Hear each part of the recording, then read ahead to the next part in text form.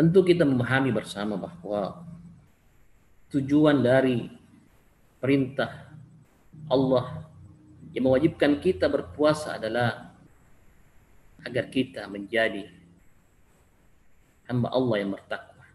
Sebagaimana firman Allah Subhanahu wa taala, "A'udzubillahi minasyaitonir rajim. Ya ayyuhalladzina amanu, wahai orang-orang yang beriman, kutiba alaikumus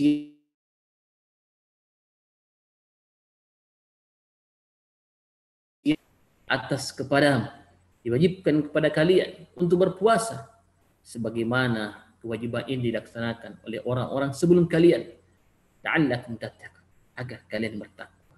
Nah, para pemirsa yang insyaallah rahmat Allah Subhanahu wa taala, adalah sudah berapa kali Allah pertemukan kita dengan Ramadan selama kita usia akil balik? Adakah di antara kita yang setiap tahun bertemu dengan Ramadan benar-benar merasakan sebuah perubahan?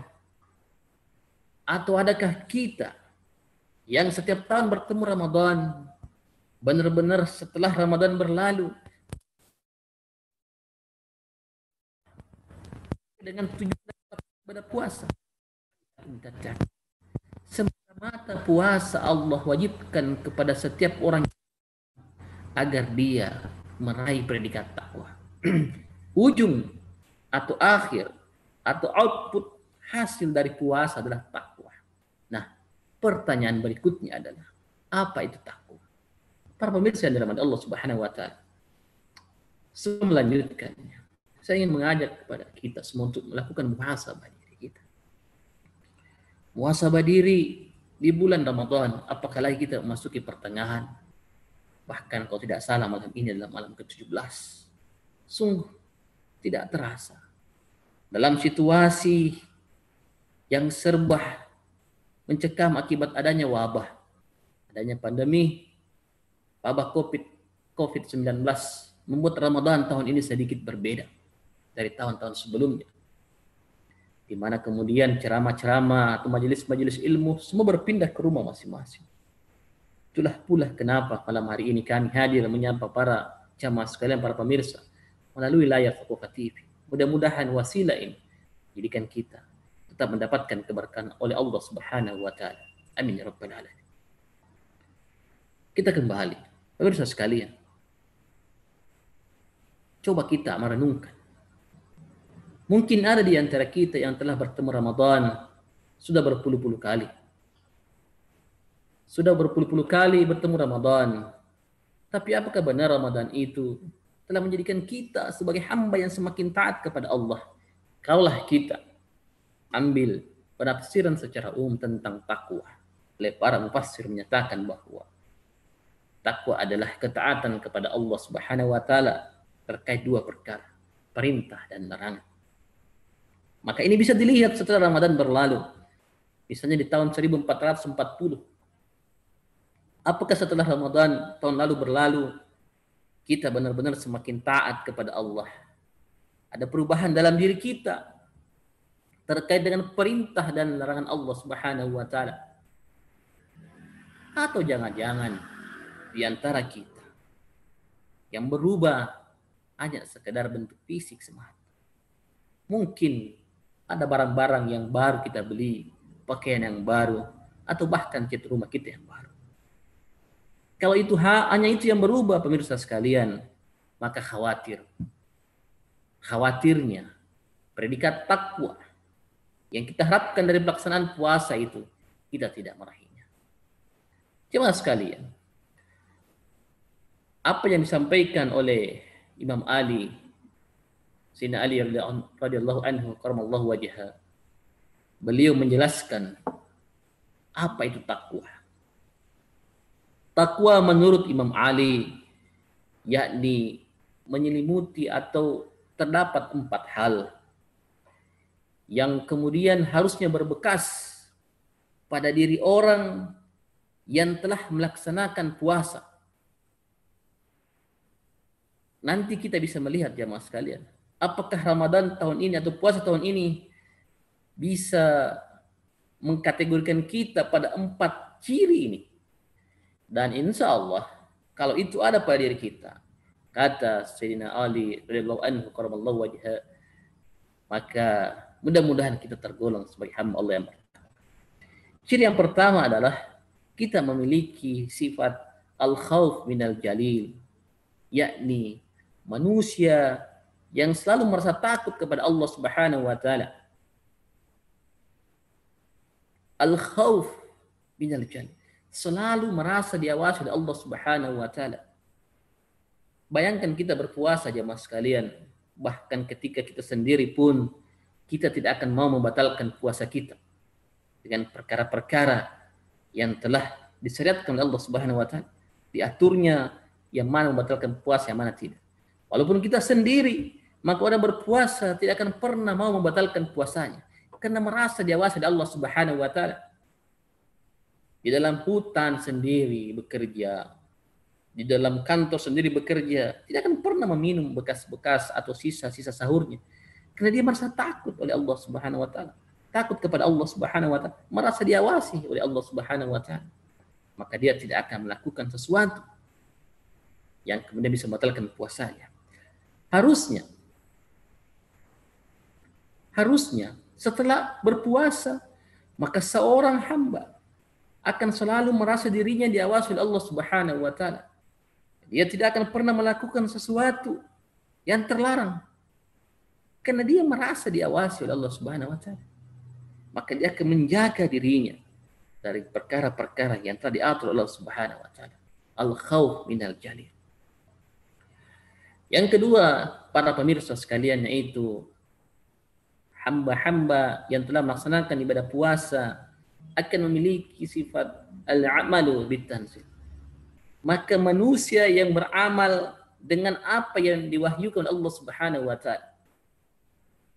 Para pemirsa sekalian, setelah kita memiliki rasa takut karena selalu merasa diawasi oleh Allah Subhanahu wa taala, maka kita pun melanjutkan dengan melaksanakan amalan, perbuatan sesuai dengan apa yang disyariatkan oleh Allah Subhanahu wa taala. Karena kalau tidak, Allah Subhanahu wa taala mengancamnya. A'udzubillahi minasyaitonir rajim. Wa man a'rada an dzikri fa inna lahu ma'isatan dhanka wa nahsuru yaumal qiyamati. Barang siapa yang berpaling dari peringatanku, kata Allah, maka sungguh baginya penghidupan yang sempit dan kelak di akhirat akan dibangkitkan dalam keadaan buta. Peringatan-peringatan oleh Allah telah sampai kepada kita. Mana perkara yang dihalalkan, mana perkara yang diharamkan.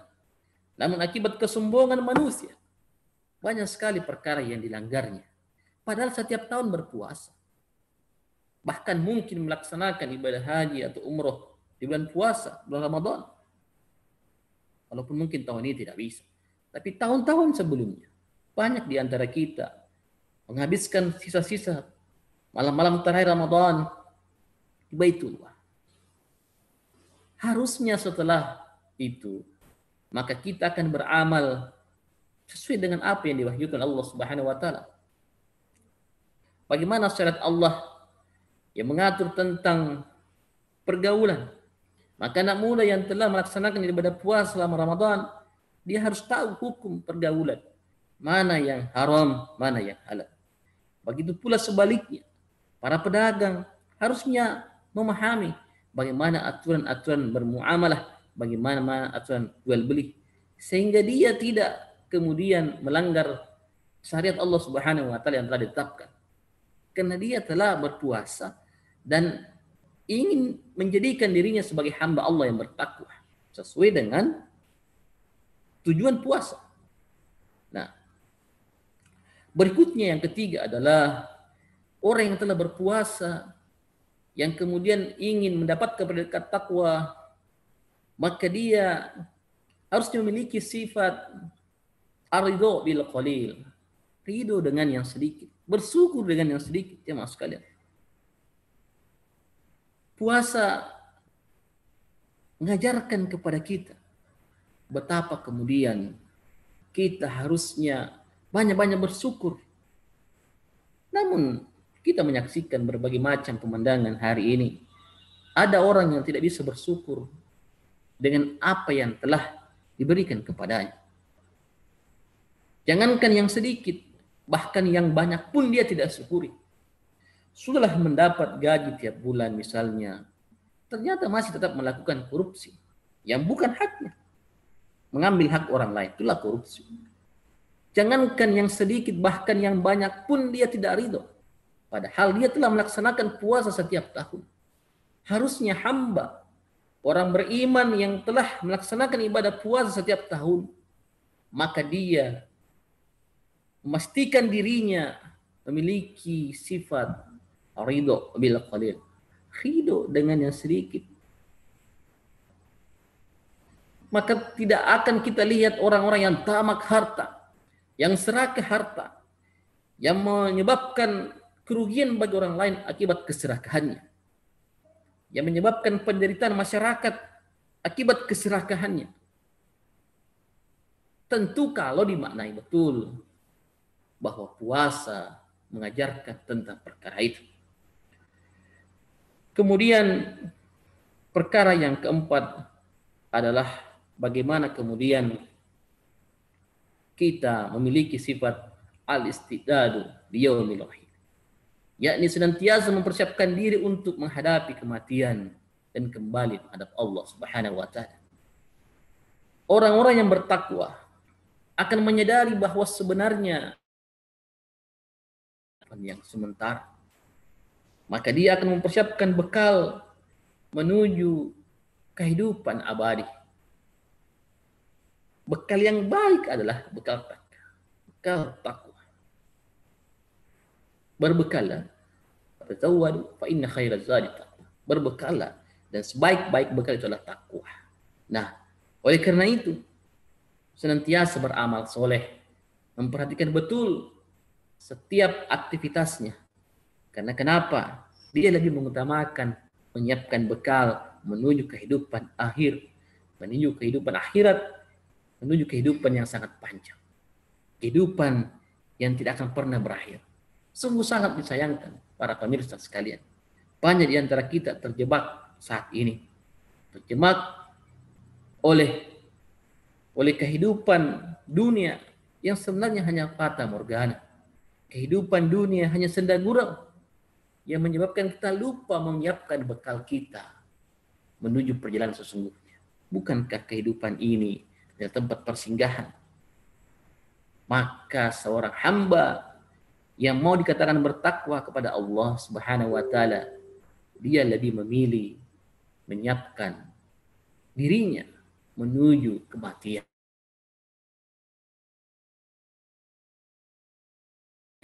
Hal yang dilakukan dalam kehidupan ini bernilai ibadah di sisi Allah Subhanahu wa taala.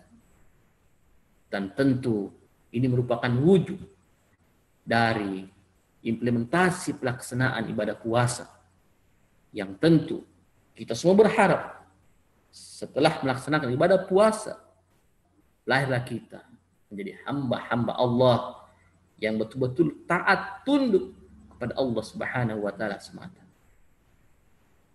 Namun sungguh sayang para pemirsa sekalian, hari demi hari, tahun berganti tahun, Ramadan berganti Ramadan, sungguh kondisi kita tidaklah semakin lebih baik. Wabah yang datang saat ini harusnya menjadi sebuah bahan perenungan bagi kita semua untuk kemudian mengintrospeksi diri kita dan kembali memperbaiki diri kita